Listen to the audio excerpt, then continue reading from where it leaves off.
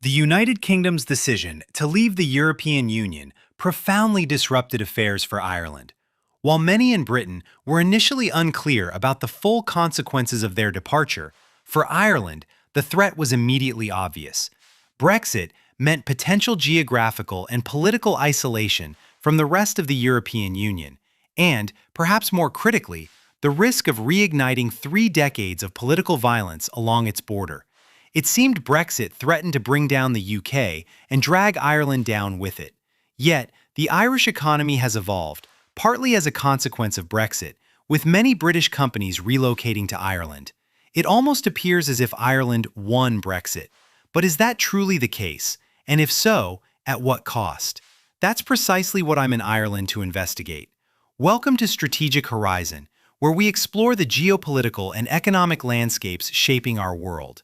This isn't a video solely about Irish history or politics, but before we delve into Ireland's economy, we need to make a few historical stops to understand how Ireland became what it is today. Due to 300 years of British colonization, which concluded in 1922, and its close geographical proximity, Ireland was historically deeply intertwined with the United Kingdom. Economically, Ireland was significantly poorer as a result of this colonization. This poverty and proximity made it unthinkable for Ireland to remain outside when the United Kingdom joined the European Union in 1973. For Ireland, EU membership presented a crucial opportunity to reduce its reliance on the UK by fostering closer ties with mainland Europe. Over the last century, Ireland's dependence on British trade has plummeted from nearly 70% when it gained independence in 1922 to just 12% today.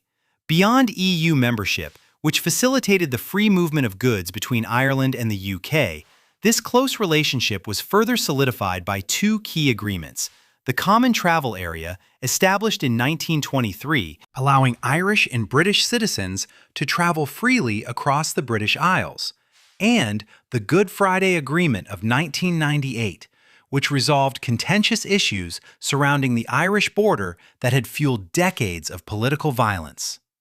Upon joining the EU, Ireland underwent a radical economic transformation. By lowering taxes and focusing on technology and services, it transitioned from a protectionist, agrarian state to a modern economy.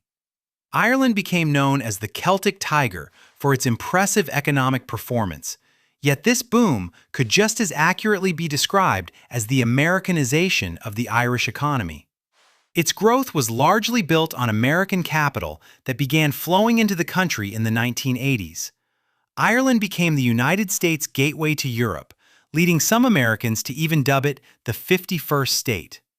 This effectively made Ireland an economic rival to the United Kingdom, which was also focused on the service sector and attracting American investment. However, Ireland, as an English-speaking tax haven committed to European integration, unlike Britain, drew even more American firms and investments, which channeled their profits from the rest of Europe into low-tax Ireland. In 2015, as Ireland prepared to close its tax loopholes under pressure from other European countries, its GDP surged by an astonishing 25% in a single year, as companies moved both cash and intellectual property into Irish subsidiaries. This phenomenon led economists to coin the term "leprechaun economics," signifying that the country's economic success isn't always rooted in reality or directly benefiting its people. In essence, this strategy for wealth creation has forged a two-tiered economy. On one side, there are local industries and businesses in sectors like manufacturing, food, and agriculture. On the other, there's a vast base of predominantly American multinational corporations. This dichotomy is best illustrated by the significant difference between Ireland's artificially inflated GDP and its gross national income, which better reflects the actual income Irish households take home. This disparity exists because the international economy accounts for roughly 10% of jobs, but a staggering 50% of the total GDP. Consequently, much of the wealth generated by multinational corporations is not broadly shared with the general Irish population. And this has come at a high cost for many Irish citizens, whose incomes have stagnated despite the country's apparent wealth. As we'll soon see, these two distinct Irish economies faced different fates and fortunes in the wake of Brexit.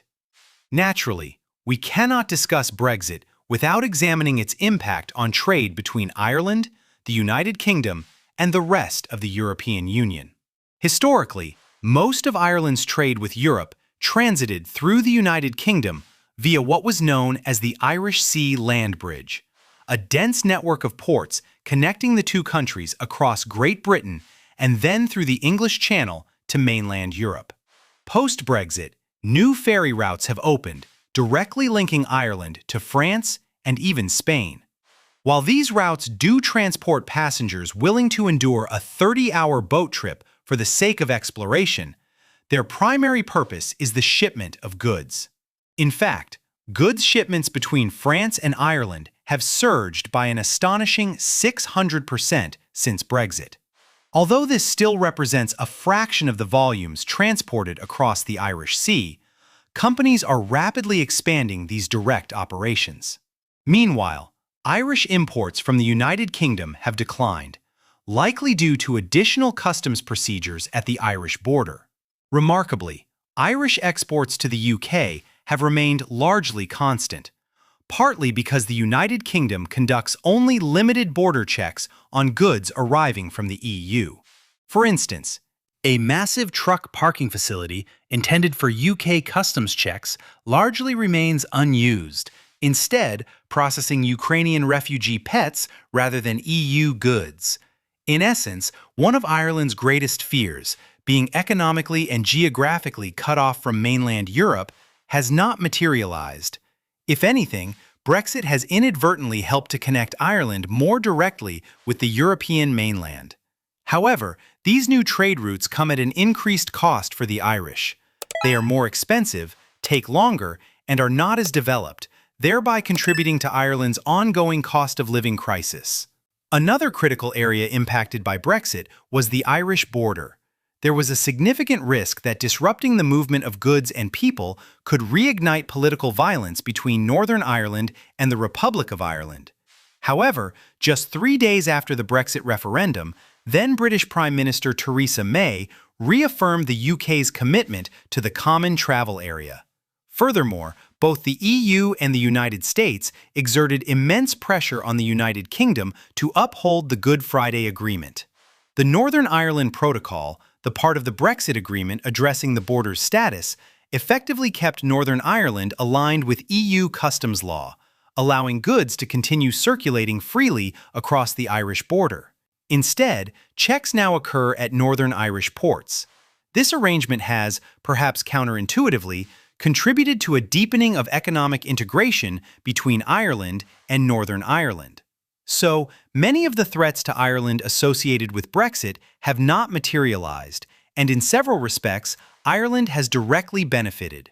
Behind me stands the rather unassuming office of Goldman Sachs, which relocated here in 2018 following Brexit. Coincidentally, this building is situated right next to Ireland's Department of Justice, though I'm sure that's just a coincidence. I'm here because we need to discuss Ireland's Brexit dividend. Looking at the numbers, Ireland has attracted more British companies than any other European country, alongside numerous American firms that previously based themselves in London rather than Dublin. Their reasons for choosing Ireland remain consistent: low taxes, business friendliness, and a strong commitment to European integration. In 2022, Ireland's GDP again saw a significant leap, growing by over 12%, partly due to the payout of this so-called Brexit dividend. Brexit effectively removed one of Ireland's primary economic competitors, both in the service industry and for ongoing investment from the United States. Since Brexit, Ireland's entire service sector has grown by an impressive 60%, 4 times faster than in other service-oriented nations like the Netherlands. This is excellent news for Ireland's multinational economy and for the government's tax revenues from these corporations. It's also a dividend that may continue to pay off as the United Kingdom increasingly diverges from European regulation with its impending bonfire of EU legislation. Despite all these seemingly positive developments, which Ireland could only have dreamed of, Irish politicians have remained notably somber. When we contextualize these events within Ireland's two-tiered economy, it becomes clear that this Brexit dividend primarily benefits Ireland's multinational sector, offering only limited advantages to Irish households. In fact, Brexit actively harms the indigenous Irish economy, which, in sectors like agriculture, food, and traditional manufacturing, remains far more reliant on trade with its neighbor. Indeed, Ireland's gross national income has diverged ever more rapidly from its GDP since 2015, highlighting this imbalance. Recognizing the challenges, in 2021, the European Union announced a Brexit support package, of which Ireland was the largest beneficiary. The Irish government promptly channeled these funds to small and medium-sized enterprises, which employ the majority of people in Ireland and were likely struggling. The probable lackluster economic performance of the United Kingdom in the coming years suggests a challenging period ahead for Ireland's native economy. Simply put, having a struggling neighbor doesn't pay off. While Ireland's gradual decoupling from the UK over the past century has meant Brexit isn't the catastrophe it could have been, and Ireland has, in some ways, benefited from the situation, Brexit ultimately remains bad news for the country. But what do you think? Can Ireland reinvest its Brexit dividend in a way that benefits the entire nation? Or will it be pulled down by one of its largest trading partners? Let me know your thoughts in the comments below. This was Strategic Horizon. Thank you for watching. If you enjoyed this video, please make sure to like, comment, and subscribe.